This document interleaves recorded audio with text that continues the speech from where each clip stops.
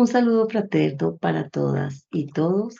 Estamos en el sexto domingo de Pascua y la Iglesia nos propone el Evangelio de Juan en el capítulo 17, versículos del 11b al versículo 19. Bueno, antes de entrar al pasaje, quisiera hacer un pequeño contexto de los capítulos anteriores al capítulo 17. En los capítulos anteriores nos ubicamos mejor desde el capítulo 13 hasta el capítulo 16 y conocemos que en el capítulo 13 Jesús ha dicho de la siguiente manera, 13:1. El narrador dice, antes de la fiesta de la Pascua, sabiendo Jesús que había llegado su hora de pasar de este mundo al Padre, habiendo amado a los suyos que estaban en el mundo, los amó hasta el extremo. Conocemos el relato. Jesús está en una comunión de mesa con sus discípulos. Él se levanta, lava los pies de sus discípulos, vuelve a la mesa y entonces pronuncia unos discursos de despedida, o también se conocen como los discursos del adiós. Inclusive se han conocido también como discursos de hasta luego, porque Él se va, pero volverá. Estos discursos que Jesús pronuncia están en el capítulo 13, desde el versículo 31 hasta el capítulo 16, versículo 33. Después de estos discursos, en el capítulo 17, Jesús levanta sus ojos al cielo e inicia una conversación con su Padre. Jesús celebra una plegaria, digamos como con un acento de alabanza, pues celebra el amor con que el Padre le ha colmado desde antes de la creación del mundo y que luego se extiende a toda la humanidad. Ahora Jesús volverá al Padre, pero no vuelve solo, porque los creyentes, aunque permanecerán en el mundo, ya no son del mundo. En el capítulo 17, en los primeros versículos, Jesús, después de haber subrayado su pertenencia al Padre, entonces hace una plegaria por sus discípulos, porque Él se marcha y ellos se quedan en el mundo. Los va a dejar en un mundo al que ya no pertenecen y un mundo que se ha levantado contra ellos. Los creyentes serán extraños al mundo, su presencia será perturbadora. Jesús les ha comunicado la palabra de Dios, lo dice en el versículo 14, y los ha enviado al mundo en el versículo 18. Pero el mundo va a reaccionar con odio. Y en este contexto de hoy nos muestra esa intervención de Jesús por sus discípulos. Leamos el pasaje. Dice de la siguiente manera. Yo ya no estoy en el mundo, pero ellos sí están en el mundo, y yo voy a ti. Padre Santo, cuida en tu nombre a los que me has dado, para que sean uno como nosotros. Cuando estaba yo con ellos, yo cuidaba en tu nombre a los que me habías dado. He velado por ellos y ninguno se ha perdido, salvo el hijo de perdición, para que se cumpliera la escritura. Pero ahora voy a ti y digo estas cosas en el mundo para que tengan en sí mismos mi alegría colmada. Yo les he dado tu palabra y el mundo los ha odiado, porque no son del mundo, como yo no soy del mundo.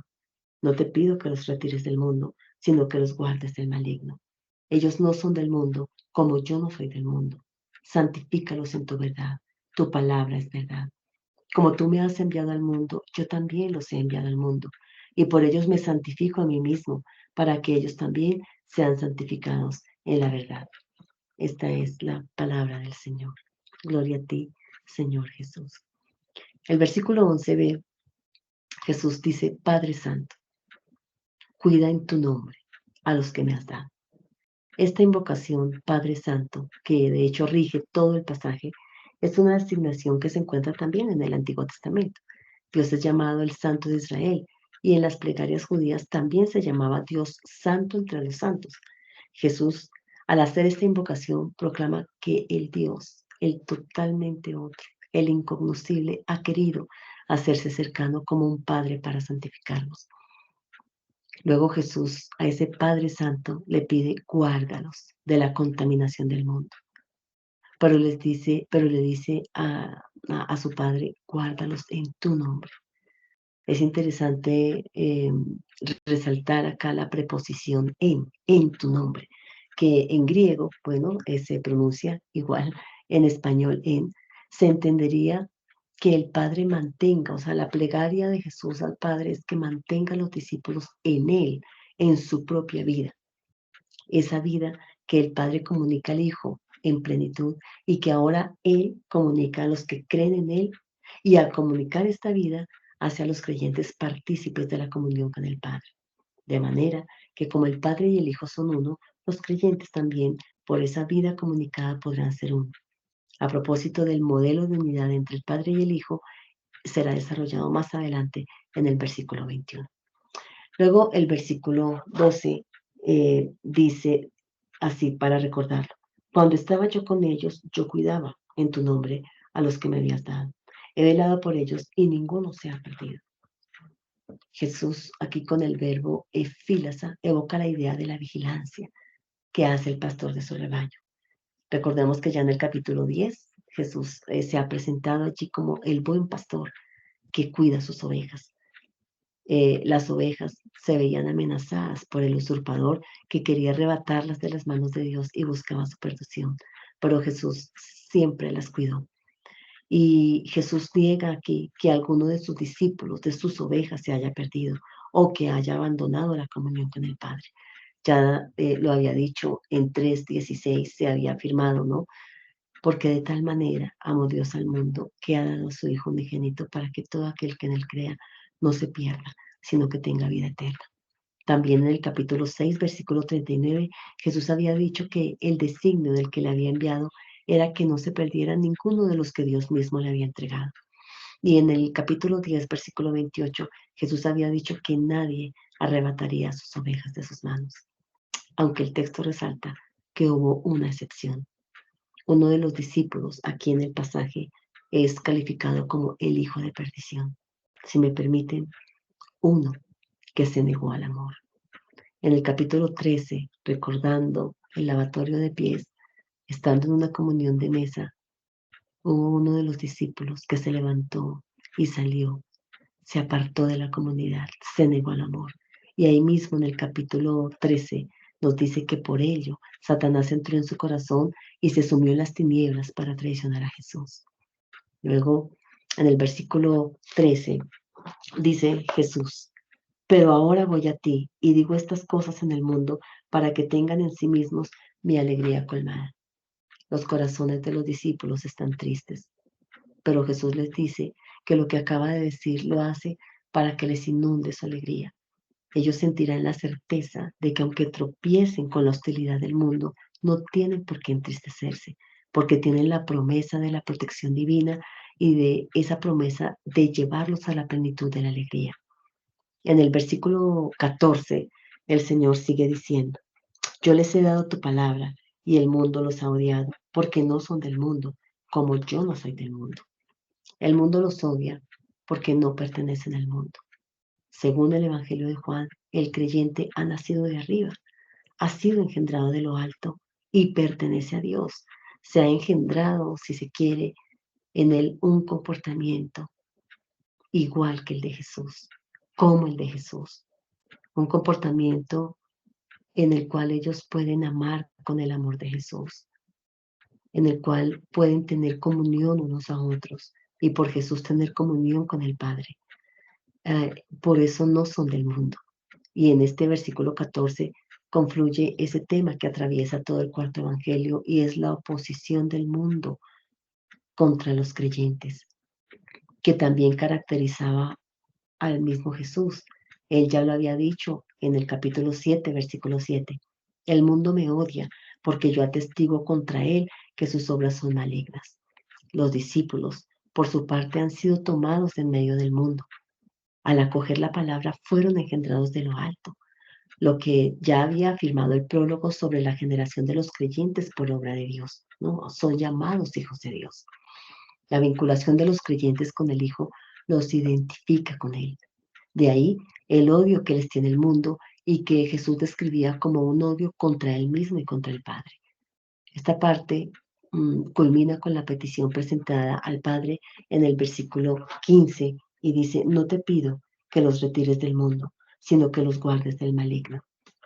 Interesante, no se trata de retirarlos del mundo, porque los discípulos tienen una misión en el mundo. Así como el Padre había mandado al Hijo con una misión, ahora Jesús manda a los discípulos para que continúen, sean los continuadores de esa misión. Por eso no se trata de retirarlos, porque ellos con su amor, con su comportamiento, con su servicio, con su unidad, desafían al mundo e invitan al mundo atraen al mundo hacia Jesús, así como Jesús había atraído a otros al Padre. Ahora los discípulos tienen una tarea. También es importante resaltar que este versículo establece una clara distinción entre el mundo y el maligno, porque el mundo no es intrínsecamente malo. Por muy oscura que sea su condición de rechazo, sigue siendo objeto del amor proveniente de Dios. Y su conversión a Dios es el horizonte de la oración del Hijo.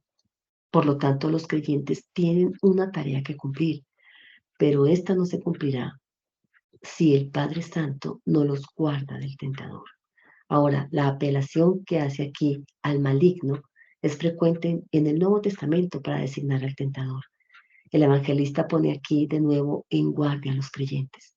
La existencia cristiana implica una lucha, tanto si viene de fuera como de dentro, debido a las pruebas o a las tentaciones a las que está expuesta la comunidad.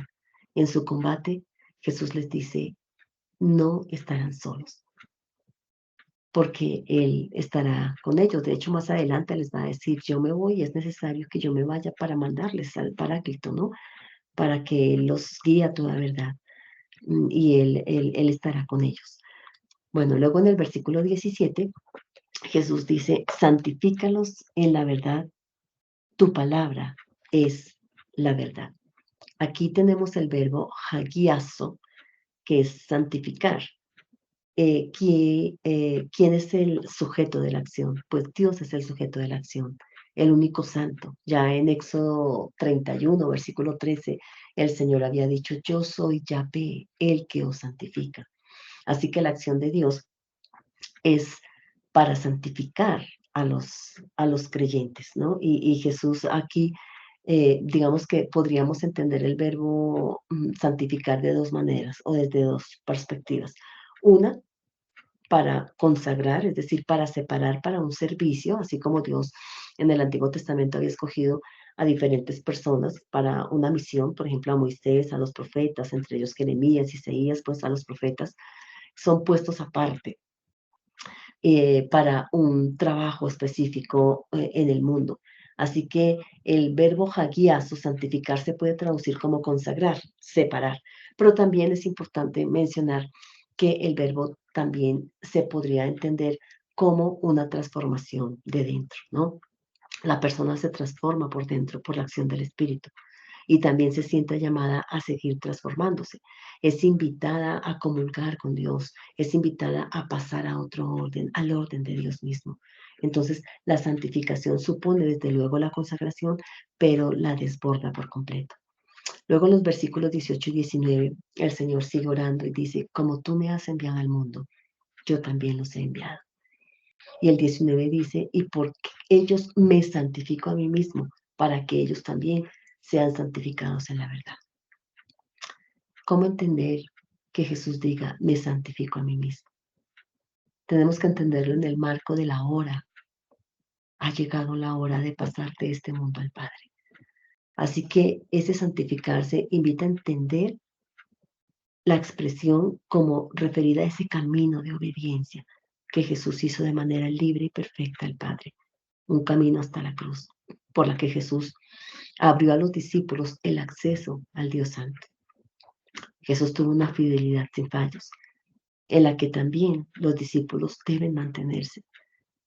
De manera que si Jesús ha sido enviado al mundo, es porque está santificado. Primero ha sido consagrado, separado por Dios para una misión. Ha sido enviado por el Padre a salvar al mundo, a crear el mundo de nuevo. Pero no solamente eso, sino que Él ha hecho un camino de obediencia. Esto me recuerda, perdón, me recuerda a la homilía de Hebreos, porque evoca, Jesús hizo un camino de obediencia. Él abrió como hombre, estamos hablando como hombre, abrió toda su existencia en ser humano para ser transformado por Dios. De manera que ese camino de obediencia que hizo transformó toda su existencia y la perfeccionó, si se quiere. Estamos hablando a Jesús como hombre. La perfeccionó de manera que cuando Él se entrega como don, su vida la derrama como don, es aceptada delante de Dios como una ofrenda y eso hace posible que Él perfeccione o participe de la perfección, participe de la santificación del creyente, porque en Él toda la raza humana está solidaria. De manera que cuando Jesucristo muere y resucita, toda la raza humana muere y resucita en Él, es creada de nuevo. Hay una evocación a Hebreos de manera muy interesante.